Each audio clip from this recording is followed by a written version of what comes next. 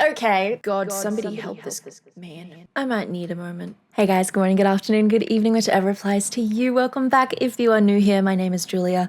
I'm a contemporary singing specialist based in Australia, and today is my first time actively listening to Metallica. So we're going to be diving into their song One. The reason for this is a long time ago, I made a post asking what people's influential bands that they really felt shaped their listening from when they were younger to now, and Metallica kept popping up over and over and over again. Now, I have heard that this band is like a guitar lover's dream, but I'm really excited to see what happens vocally and to check out why this type of group might be so influential for so many of you. So without further ado, let's get into it.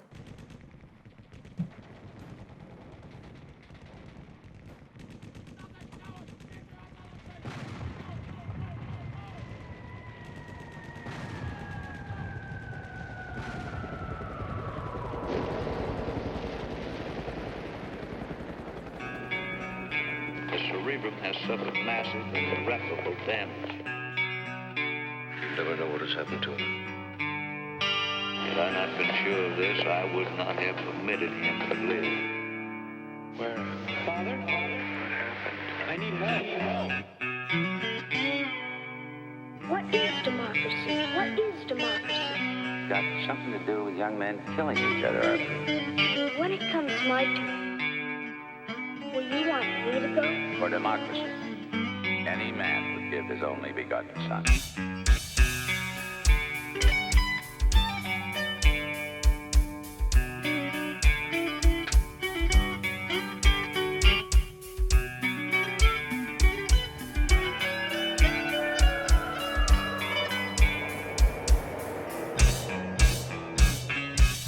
It is impossible for a decerebrated individual to experience pain, pleasure, memory, dreams, or thought of any kind. This young man will be as unfeeling, as unthinking as the dead until the day he joins them. I don't know whether I'm alive and dreaming or dead and remembering. Alright, the scene being set makes me feel like it's a commentary on war, just with the gunfire in the beginning and then the boy asking about democracy and they're saying you'll give your son. I mean, I don't think that's what democracy means, to go out and kill somebody, but to maintain it? Maybe? I don't know. I feel like I'm getting bamboozled because so far the music is almost beautiful. Like the guitar melody in particular, I feel is giving me like a false sense of comfort because it's so serene and there's beautiful long phrases and it's like little dabbles of gorgeous melody here and there. And yet they did something interesting musically, which is starting to make me feel unsettled and kind of stuck in a loop. I don't know if they're just changing where they want to put the emphasis in each bar, so they're changing up where it feels like the one is, or if they are actively dropping or adding beats back in. But yeah, it's kind of making me feel like we're getting stuck a little bit in a loop because I can't predict exactly where one is going to be anymore. And then now we've made this change into something that's a little bit more major. So I'm gonna keep going. But yeah, I don't know. It was gorgeous, but now I'm feeling a little bit unsettled. I mean, it might also just be because I'm getting war commentary vibes, so let's keep going and just see what it has in store for us. I don't know whether I'm alive and dreaming or dead and remembering. How can you tell what's a dream and what's real when you can't even tell when you're awake and when you're asleep? Where am I can't remember anything. Can't tell if this is true or dream.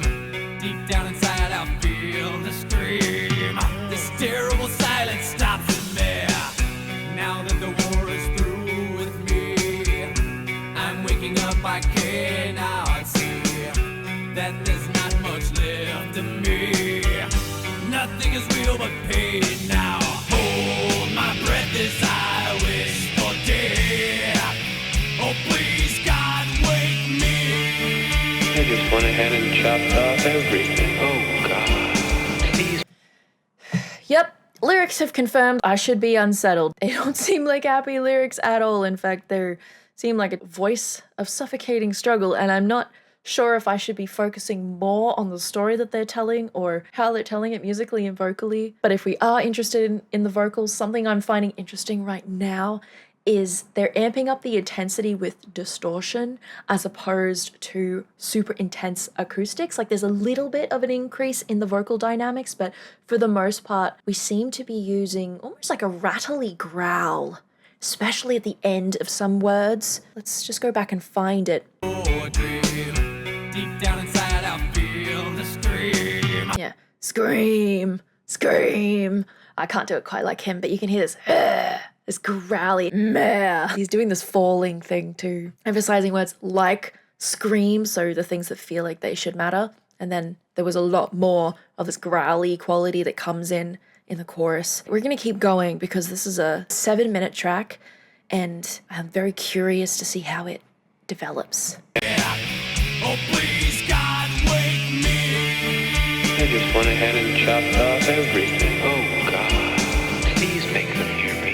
They won't listen. They won't hear me. You don't wake me up. I'll be like this for years. Hear me. Back in the womb, it's much too real. In pumps life that I must feel, but can't look forward to reveal.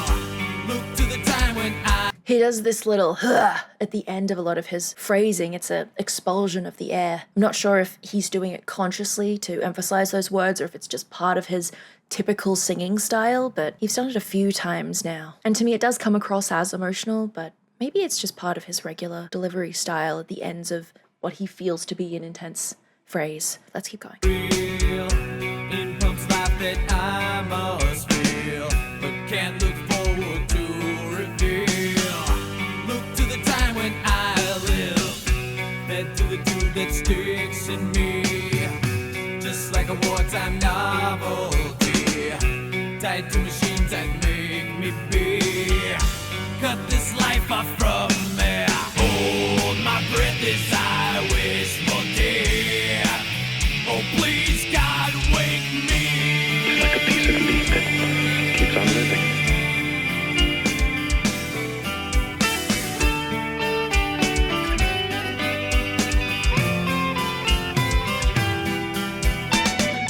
It won't always be like this, will it? I can't live like this. I can't. Please, no, I can't. I can't. Help me. Somebody help me.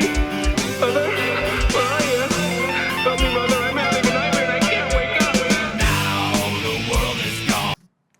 Okay, so I kind of found that a little off-putting only because we had this beautiful guitar section and then that's juxtaposed against what is essentially a horrific experience of someone essentially begging for literally anybody to hear them or free them or allow them some semblance of existence. It just feels a little unsettling. There's this delicate, beautiful guitar work which is very different in tone to the story that's happening underneath it, and it feels like a direct juxtaposition. I don't think I'm meant to feel comfortable right now. Vocally, we're making very similar decisions to the very beginning of the song. We haven't really opened up much acoustically. We're in first register, speech quality.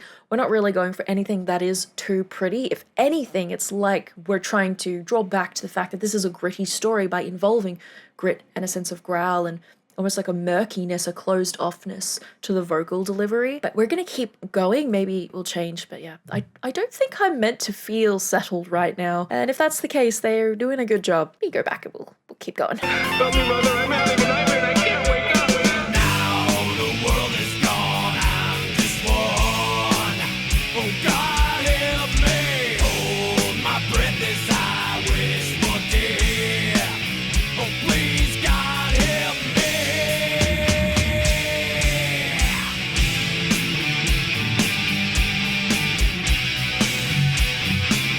Me lying here like some freak in a carnival show.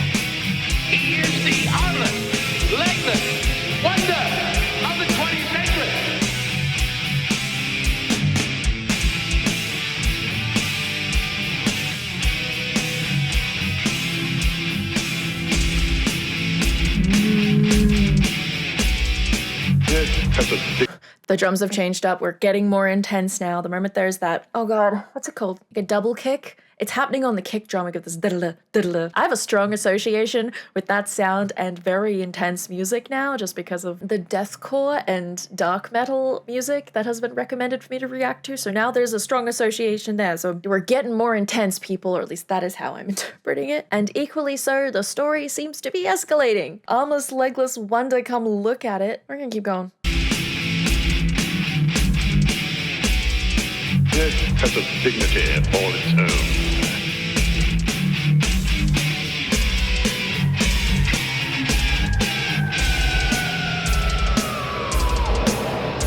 Father, I need help. I'm in terrible trouble and I need help. Don't you remember when you were little? How you and Bill Harper would string a wire between the two houses so you could telegraph to each other? Still remember the Morse code? Darkness imprisoning me. All that I see, absolute horror. I cannot live, I cannot die. Trapped in myself, body my only cell. It's Morse code. For what? SOS. Help. Landmine has taken my sight, taken my speech, taken my hearing, taken my arms, taken my legs, taken my soul. Left me with life in hell. What's he saying? The music is getting more intense. Vocally, we're acoustically getting a tiny bit bigger. The mouth looks to be opening a touch more. I'm not 100% sure if this is exactly what he would be doing live because this is the official music video, but this square shape is starting to emerge a little bit more. He's opening his mouth a touch more and we're getting a lot more of the teeth showing. Taking my speech, taking my hearing, taking my arms, taking my legs, taking my soul. Left me with life in hell. We can see that square, whereas earlier you can still see the teeth, but the mouth is not open quite as much. We're gonna keep going. Now he's Morse coding that he needs help. God, somebody help this man. Also, lyric-wise, we're going for straight, plain, energetic statements. I cannot, blah, blah, blah. And in addition to this escalation vocally, we've also changed the phrasing a touch. We've entered into this heavier section where the point is unmistakable. If you've been trapped for so long and there's all these people around you and you can't speak and you can't hear and like all of these things, you are going to get to a point where part of you is going to want to explode. And I'm assuming that the lyrics and the delivery, and this is meant to represent the internal turmoil that this person is experiencing. Not 100% sure if the point of this is the tale of one man or like a broader social commentary on war. I'll do a little Google at the end, but this is how it's coming across to me. We've hit the escalation point and it should feel brutal and blunt, and that is what I'm getting from that at least. So we're gonna keep going. Darkness imprisoning me. All that I see, absolute horror. I cannot live, I cannot die. Trapped in myself, body my only cell. It's Morse code. For what? SOS. Help. Landmine has taken my sight, taken my speech, taken my hearing, taken my arms, taken my legs, taken my soul. Left me with life in hell. What's he saying? He says, kill me. Over and over again. Kill me. Don't you have some message for him, Padre? He is the product of your profession, not mine.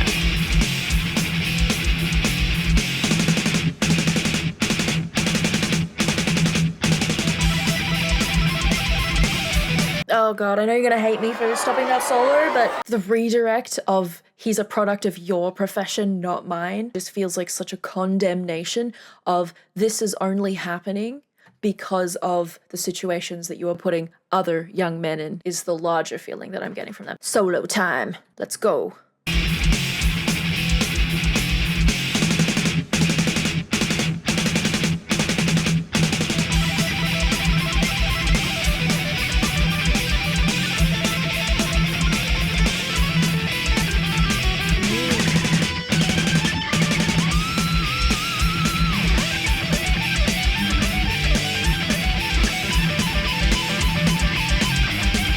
Kill me. I'm asking you to kill me.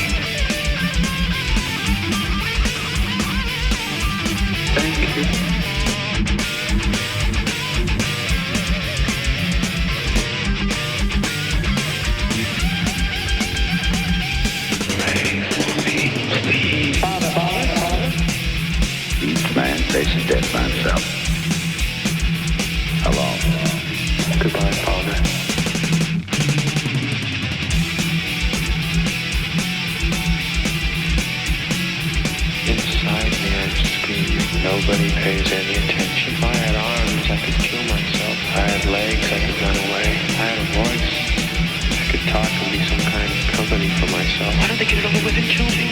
I could yell for help, but nobody'd help me. I've just got to do something and see how I can go on like this.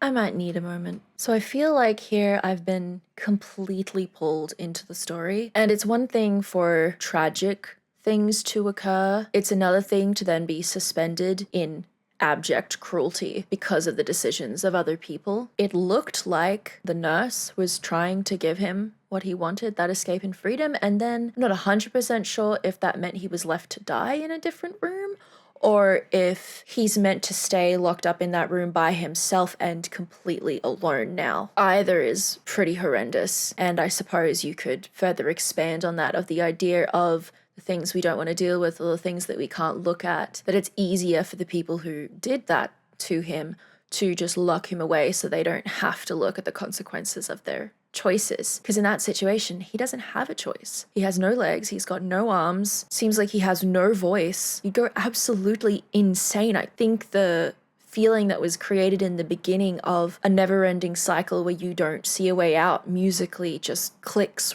really, really hard with the follow-through of that storyline of there is no escape, it's never ending, you have no sense of time, you have no sense of person. Like, yeah, story-wise, that's not something I think anybody who hears this should feel comfortable listening to. This is not a comfortable song. And whether it's intended to tell the story of just one soldier or be a widespread condemnation of war in general, I'm not 100% sure. So I might actually have a little look at what it's about and build from there. So I might actually just see if Google has a quick answer on what this song's intention was, story-wise, just how broad. Although I do have a feeling, because they involved in the music video so many other people, that the extension is not just his story, but also on the behaviors and choices of the people that were around him, which we don't know them. So by extension, we could extrapolate that to be bodies of government, people who do send people off to wars, responsibilities within the medical field, like those kinds of things. Like, who takes responsibility for something like this? Who puts them in that situation in the first place? Like, you wind up with all of these questions, and sometimes music is meant to be fun and enjoyable, but historically music's also been used as a medium to shine a very damning light on aspects of society and how different systems have treated certain kinds of people. In this one, you see a blatant disregard for life. You see abject cruelty involved in the treatment of this person, and I don't know where the "come see the armless, legless wonder" came from, if that was just a nightmare in his head. They wanted that to seem like that's how he felt, or if that's what actually happened. But a suffocating, horrific nightmare of a story. And if you don't come away from this being like, oh, this should never happen, that is horrific, how could this be allowed to happen? If you don't have those feelings, and maybe you weren't listening. Maybe you weren't paying attention. So storyline-wise, this was pretty intense. Musically, I feel like they did a really good job of fluctuating between music that almost makes you feel like it's okay and then twisting it a little bit so that you realize, oh, it's not okay. Even this little beautiful moment on the guitar.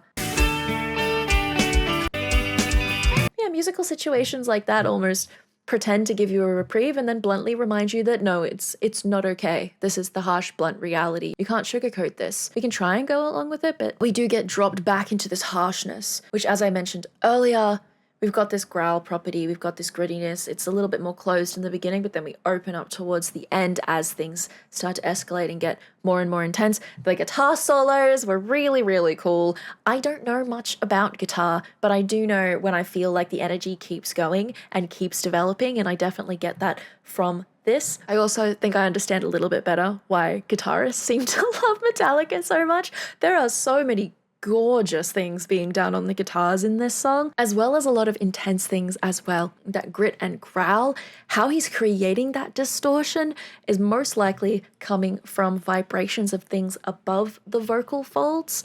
So we have our vocal folds, and then further up into our vocal tract, we have things like our false folds, we have our ariepiglottic folds, you have your epiglottis, which is the flap that covers food and water. These things can vibrate, and that can contribute to a growly, rattly sound. The arytenoid cartilages, which are at the back of where the vocal folds attach, they kind of look like little knobby, hooky horns. If I pull up a picture of cartilages, please. Those can vibrate, giving you a rattling quality. You have your epiglottis, which can vibrate against those arytenoids, which gives you that quality, that growly covered quality as well. Like, all this is to say that that distortion is most likely being caused by a vibration of those parts of the vocal tract. Or at least that's how it sounds to me, that those growly properties that we hear in his voice are coming from those structures above the vocal folds. Anyways, that is where I'm going to leave this one today. I hope that you enjoyed it, although is enjoyment really the word? I almost feel like I need to go sit in a chair and think for a little bit. Anyway, if you did like this video,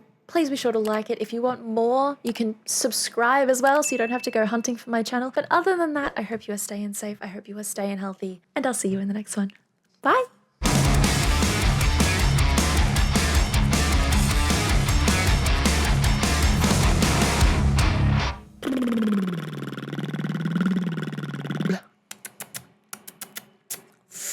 So I kind of am feeling, yeah. Like,